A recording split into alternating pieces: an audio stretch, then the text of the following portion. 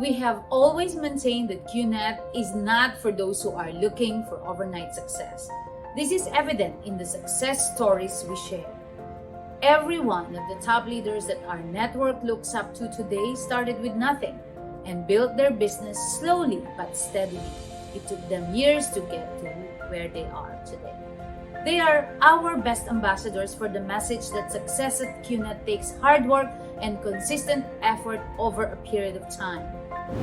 We use our social media channels extensively to communicate what it takes to succeed in QNET.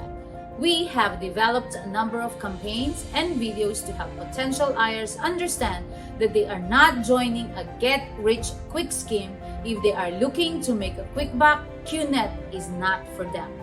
QNET is for those who are interested in building a long-term business that by no means will be easy in the beginning. But once you have put in the work and diligently follow the best practices that you are trained in by QNET, the results will be rewarding. It may take time, but it will be worth the wait.